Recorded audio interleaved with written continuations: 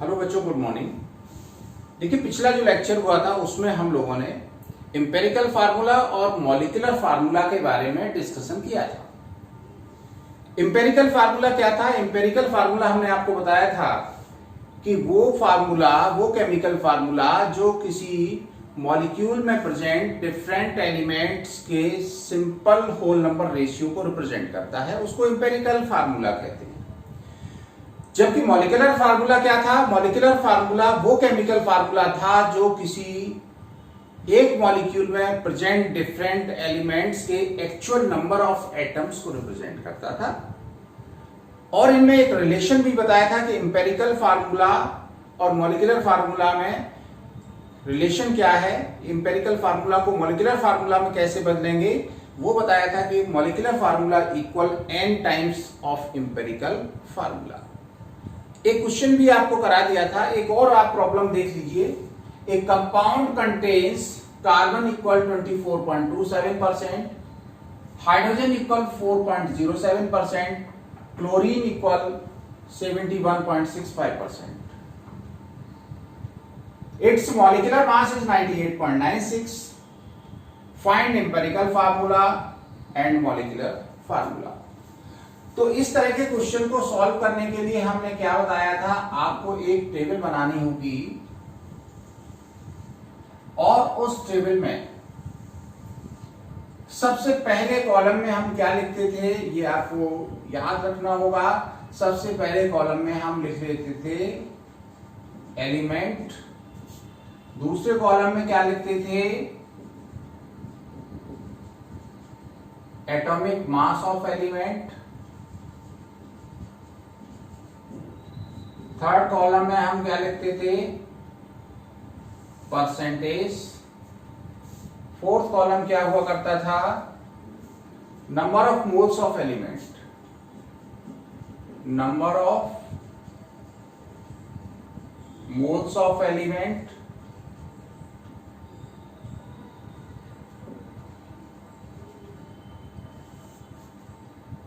Fourth column में आपने लिखा था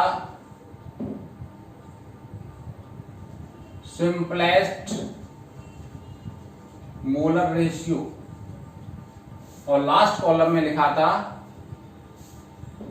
simple whole number ratio, simple whole number ratio. इस क्वेश्चन में क्या क्या एलिमेंट दे रखे हैं? Carbon, hydrogen and chlorine. लिख लीजिए carbon, hydrogen and chlorine. Atomic mass of carbon is 12, hydrogen is 1, chlorine is 35.5. Now mention the percentage.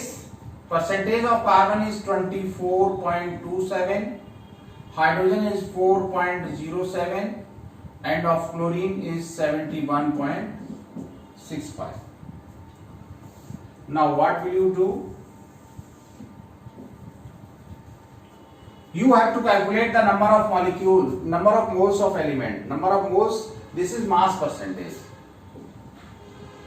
So mass divided by molar mass, then you get the moles. This mass percentage, this is the mass of element, this is atomic mass, mass upon atomic mass, you get number of moles. So 24.27 divided by 12, this will come 2.02.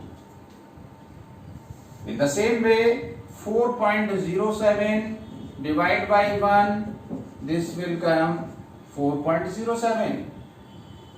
71.65, this will divide by 35.5, then you get again 2.02. This is the number of moles of element. Now you see that which is the lowest value, 2.02. So divide the each value by lowest value, then you get the simplest molar ratio of elements. So here 2.02 upon 2.02 you will get 1, 4.07 upon 2.02 you will get 2, 2.02 you will get 1. Simple whole number ratio 1 to 1. So what will be the empirical formula? CH2O, CH2Cl. Hence, empirical formula of compound equal CH2Cl. So first problem you obtain empirical formula. अब क्या करना है? Molecular formula के लिए पहले हमें empirical formula mass निकालना है. तो नाउ empirical फार्मूला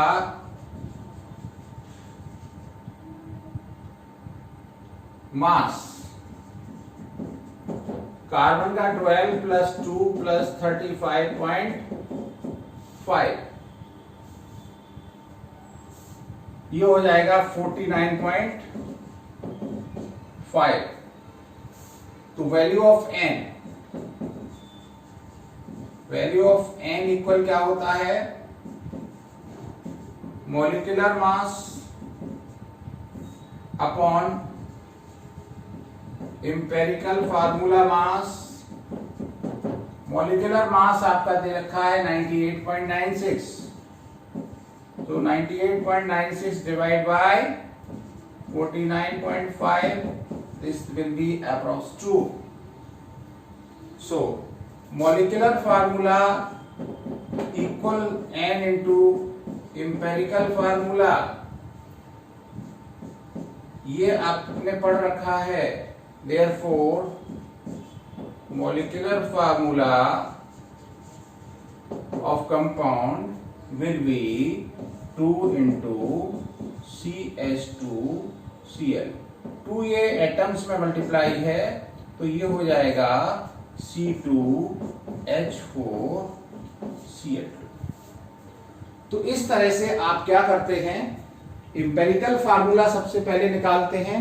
जब एम्पेरिकल फार्मूला आ जाता है तो एम्पेरिकल फार्मूला को मल्टीप्लाई कर देते हैं n से, तो निकल आता है मॉलिक्यूलर फार्मूला. अब ये आपका टॉपिक पूरा हो गया. आगे हम अगले टॉपिक की ओर चलते हैं. इसको जल्दी से आप स्क्रीनशॉट लीजिए. चलिए, अगला हम जो टॉपिक है वो है परसेंटेज कंपोजिशन. अगले टॉपिक जिसको हम डिस्कशन करने जा रहे हैं, that is the percentage composition of the compound, या calculation of percentage composition from formula of the compound. तो हेड डाल लें, calculation of percentage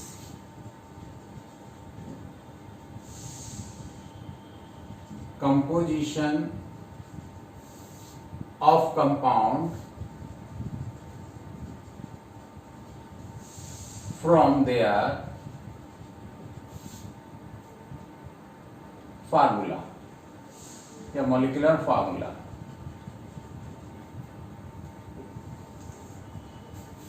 percentage composition का क्या मतलब है कि किसी भी कंपाउंड के 100 पार्ट्स में हर एलिमेंट के कितने पार्ट्स बाय मास प्रेजेंट है. क्या कहा? 100 parts of compound contains how much parts of any element. 100 ग्राम आपका कोई कंपाउंड है तो उसमें कितने ग्राम कार्बन या कितने ग्राम हाइड्रोजन या कितने ग्राम ऑक्सीजन है, तो वो कहलाती है परसेंटेज. तो कैसे डिफाइन करेंगे?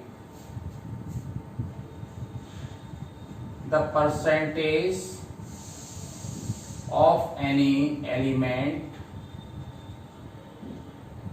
or constituent कभी कभी क्या होता है, हाइड्रेशन वाटर वगैरह होता है, तो उस कॉन्स्टिट्यूंट पूरे वाटर का परसेंटेज पूछा जाता है। तो ये क्या होता है, is number of parts of that element और constituent in 100 parts of the compound.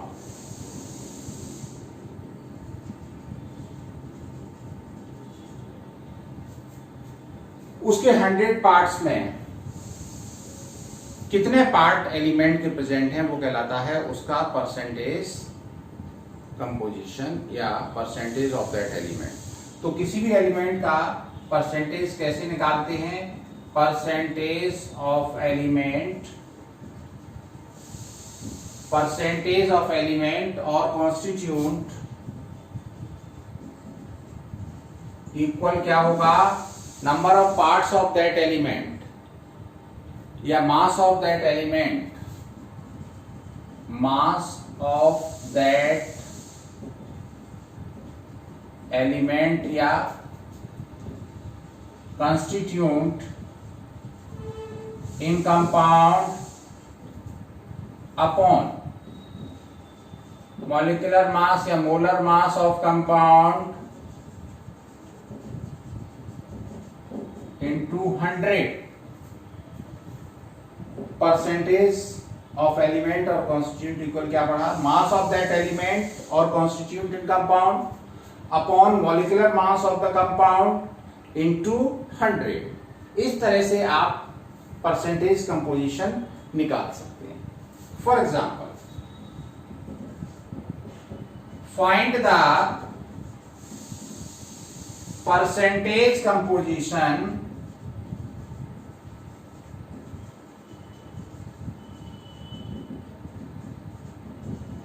Of urea. Urea का फार्मूला होता है NH2CONH2। तो आपको यूरिया का परसेंटेज कंपोजिशन निकालना है, मतलब आपको यूरिया में नाइट्रोजन, हाइड्रोजन, कार्बन और ऑक्सीजन की परसेंटेज निकालनी है, कितनी है। तो क्या करेंगे, परसेंटेज कंपोजिशन निकालने के लिए सबसे पहले हमें क्या करना है, सबसे पहले हमें मॉलिक्यूलर मास या मोलर मास ऑफ यूरिया निकालना है। मोलर मास ऑफ यूरिया कैसे निकालेंगे, यूरिया का फार्मूला NH2CONH2। आपको पता है यूरिया खाद जो आपके खेतों में लगाई जाती है उस पर लिखा होता है, यूरिया खाद की बोरी पे आप देखिए नाइट्रोजन का परसेंटेज लिखा होता है, कुछ लिखा होता है 46 पॉइंट समथिंग। चलिए हम कैलकुलेट देख करके देखते हैं कितना एक्चुअल होता है। तो नाइट्रोजन 2 है तो 2 into 14 एटॉमिक मास है। हाइड्रोजन कितने हैं, 4 हैं तो 4 into 1 प्लस कार्बन 1 है, ऑक्सीजन 1 है। अगर इनको सबको ऐड किया जाएगा तो कितना आ जाएगा, 60। तो total mass of urea is 60. You have to calculate the mass of each element in 100 gram urea. So how will you calculate? Using this formula. Percentage of nitrogen equal कितना होगा, टोटल मास नाइट्रोजन का ये देखो निकल के आएगा 28। 2 nitrogen है और एक का एटॉमिक मास होता है 14, तो ये कितना हो जाएगा 28। तो mass of nitrogen is 28, mass of that element upon molar mass कितना है 60 इंटू 100 ग्राम में देखना है। 60 ग्राम में 28 है तो 100 ग्राम में कितना होगा, 100 से डिवाइड करेंगे 100 ऊपर आ जाएगा। तो ये हो जाएगा आपका 280 अपॉन 6।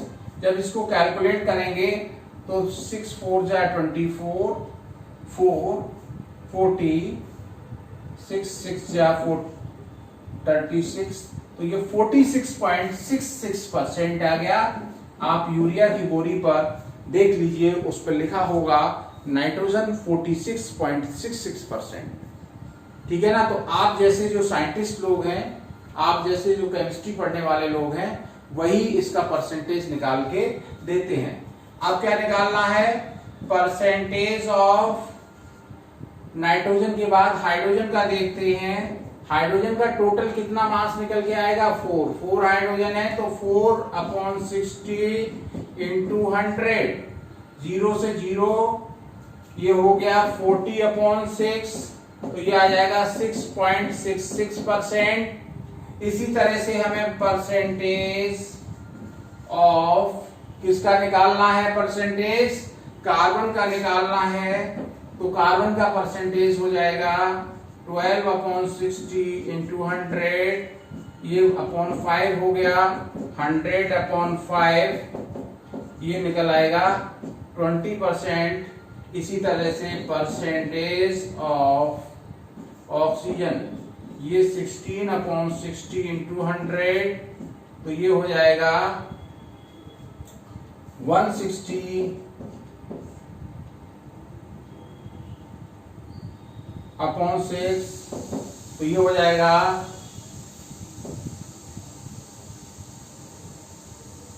26.66%। तो ये आपका कंपोजिशन निकल के आया कि 100 ग्राम यूरिया में इतने ग्राम नाइट्रोजन होगा, इतने ग्राम आपका हाइड्रोजन होगा, इतने ग्राम कार्बन होगा और इतने ग्राम ऑक्सीजन होगा। ये हो गया आपका total percentage composition of urea. इसको जल्दी से नोट करिए, फिर हम आपको कुछ प्रॉब्लम्स देंगे, उन प्रॉब्लम्स को आपको सॉल्व करना होगा। जल्दी से पहले से नोट करिए।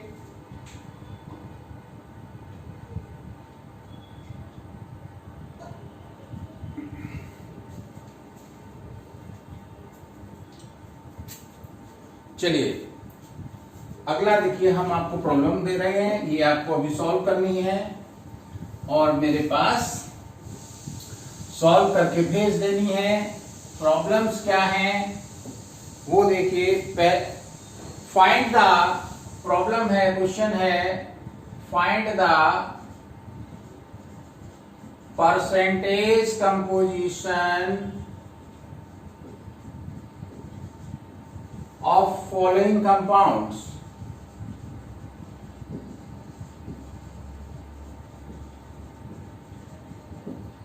सबसे पहला कंपाउंड है ग्लूकोज C6H12O6। इसमें आपको कार्बन का, हाइड्रोजन का और ऑक्सीजन का निकालना है। दूसरा है आपका MgSO4 मैग्नीशियम सल्फेट, इसमें आपको Mg का, सल्फर का, ऑक्सीजन का निकालना है। तीसरा है CuSO4 into 5H2O copper sulphate pentahydrate. इसमें क्या करना होगा, इसको समझ लीजिए। इसमें आपको कॉपर का निकालना होगा, सल्फर का निकालना होगा, ऑक्सीजन का निकालना होगा और वाटर का निकालना होगा। H और O का अलग अलग नहीं निकालेंगे। इसमें क्रिस्टलाइन वाटर मॉलिक्यूल्स कितने हैं, वो क्रिस्टलाइन वाटर मॉलिक्यूल्स का परसेंटेज इसमें देखना होगा। तो आपका हो गया। इसके अलावा आप किसका निकाल सकते हैं, देखिए KClO3 पोटेशियम क्लोरेट, इसमें आपको निकालना होगा पोटेशियम क्लोरेट में पोटेशियम का, क्लोरीन का, ऑक्सीजन का। इसके बाद आता है आपका sodium carbonate Na2CO3 into 10H2O। तो इस तरह से ये 5 आपको हमने कंपाउंड दिए हैं। इनमें से 2 कंपाउंड में आपको हाइड्रेशन वाटर मॉलिक्यूल का भी परसेंटेज दिखाना होगा। तो इसमें दिखाने के लिए आपको बताए देते हैं कैसे दिखाएंगे। जब आप इसमें CuSO4 इंटू 5H2O करेंगे तो 5 वाटर मॉलिक्यूल का जो मास वाटर का निकल के आएगा 5 इंटू 18, ये 90 निकल के आएगा। तो जब भी हम कॉन्स्टिट्यूएंट का मास लिखते हैं ऊपर, वो कितना लिखेंगे 90 अपॉन टोटल मॉलिक्यूलर मास नीचे लिखेंगे। तो इस तरह से हम क्या करेंगे, इस तरह से हम इन सारे जो कंपाउंड्स दे रखे हैं उनमें डिफरेंट एलिमेंट्स और वाटर का परसेंटेज कंपोजिशन आपको निकाल के लिख भेजना है। और ये काम आपको करके सॉल्व करके भेजना है कॉपी पर। तो thank you for today, and on next lecture I will discuss the remaining topics of this chapter. Thank you.